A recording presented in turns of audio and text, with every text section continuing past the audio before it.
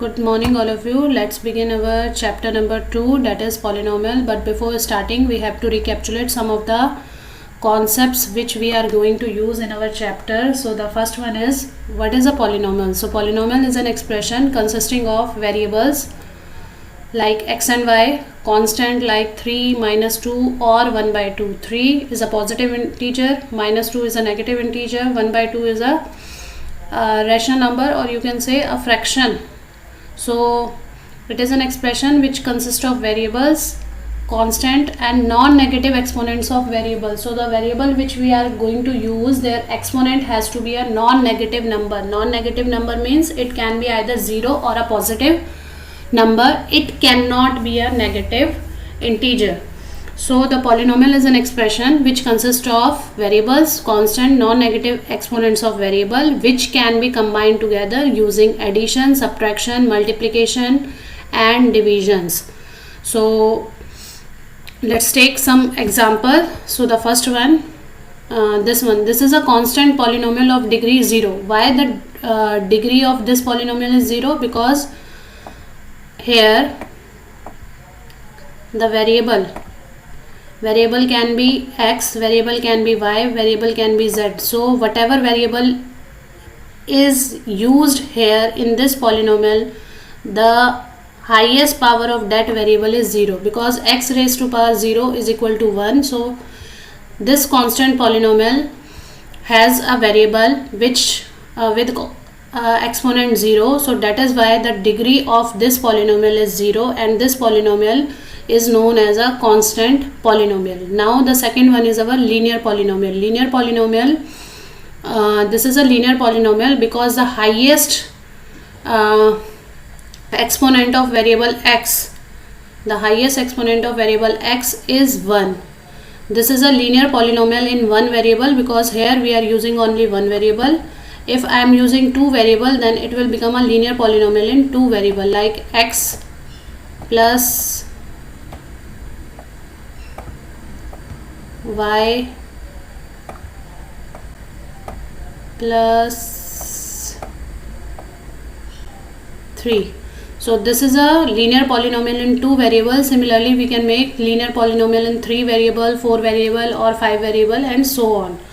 Now the third one is a quadratic polynomial. This is again a quadratic polynomial in one variable. Here the variable which we are using is x only. So this is a quadratic polynomial in one variable. If we want to make a quadratic polynomial in two variables, now the third one is a quadratic polynomial in one variable. Again we are using only one variable. We can also use two variables for a quadratic polynomial, and we can also use 3 variables for a quadratic polynomial. So let us suppose I am going to make a quadratic polynomial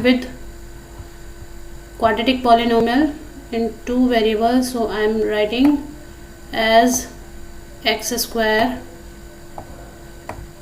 plus y square plus 3. So this is again a quadratic polynomial, but this is a quadratic polynomial in two variables.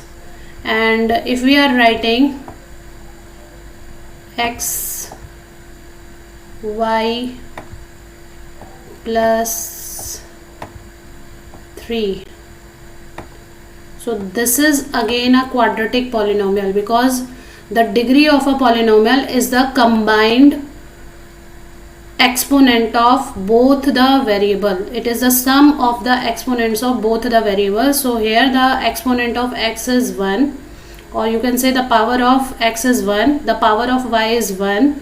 So the degree of this polynomial is 2. The degree of polynomial is the sum of the powers of two variables which we are using here. So this is a quadratic polynomial in two variable. This is also a quadratic polynomial in two variables. Now this is a cubic polynomial. Cubic polynomial, why? Because the highest power of x is 3. Again we can make, this is a cubic polynomial in one variable, and we can make cubic polynomial in two variable and three variable. So let's move on to zeros of polynomial. So what do you mean by a zero of a polynomial? Zero of a polynomial can be defined as the points where the polynomials become zero. What does this mean? Let us suppose we have a polynomial. So we are denoting a polynomial by Px. So this is a polynomial in which the variable is x. So Px is a polynomial and I am taking Px to be equal to x plus 1. So I am saying the zero of a polynomial is the point where the polynomial becomes zero. That is, the zero of this polynomial is a point where the value of Px is equal to 0, which means the value of x for which x plus 1 will become equal to 0, and this is only possible when x is equal to minus 1. Since for x equal to minus 1, the value of this polynomial will become equal to 0. So here the zero of a polynomial is x equal to minus 1. For x equal to minus 1, the value of this polynomial will become 0. So x equal to minus 1 is known as the zero of a polynomial. Now we are going to learn how to find out the number of zeros of a given polynomial. So this is a graph of a polynomial and we have to find out the number of zeros of this given polynomial. So first of all, we have to learn that this horizontal axis will represent the value of our variable, which can be x, y or any variable, and this vertical axis this is going to represent the value of our polynomial. So in this plane, the first coordinate represent the value of variable x and the second coordinate will going to represent the value of our polynomial, this one. So in this plane, the coordinates of points are represented in such a way that the first coordinate is the value of variable and the second coordinate is the value of our polynomial. So we have to find out all those points where the second coordinate will be going to become 0, and all those points will lie on this horizontal axis. So we have to look at those points where the graph of this polynomial is going to intersect this horizontal axis, and for this given polynomial the graph is intersecting the horizontal axis at this point.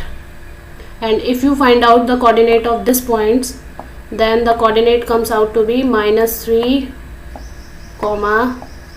0.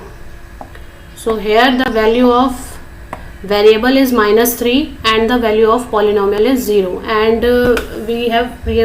we previously learned that the zero of a polynomial is a point where the value of polynomial will become equal to 0. So this is a point where the value of our polynomial will be equal to 0. So x equal to minus 3 is a zero of a given polynomial. Now let's move on to our another example. This is the graph of a quadratic equation. And we have to find out the zeros of this polynomial. This is a graph of a quadratic polynomial and we have to find out the zeros of this polynomial. So for this we have to find out all those points where this graph is going to intersect this horizontal line. Why? Because the horizontal line represents the value of variable and the vertical line represents the value of polynomial, and the value of polynomial is equal to 0 on all those points which lies on this horizontal axis. So if we just look at this graph, then this will intersect our horizontal axis at 2 points. So here the first one is here and the second one is here. So this polynomial has 2 zeros. The first one is minus 2, 0, and the second one is minus 1, 0. So these are the 2 points where the value of polynomial will become equal to 0. So So for finding out the values of for finding out the zeros of a polynomial, you have to just find out the points where this graph is going to intersect this horizontal axis. So the points where this graph is going to intersect the horizontal axis, the first coordinate of those points will represent the zero of polynomial. So if we want to find out the number of zeros of a given polynomial, then we have to just find out the points where it is going to intersect this horizontal axis. Let's move on to our another example. Let's move to another example here. This is again a quadratic equation, and if you find out the number of zeros of this polynomial, then again this polynomial has two zeros. The first one is here and the second one is here. So by just finding out the first coordinate of these 2 points, you can easily find out the values of zeros of this polynomial.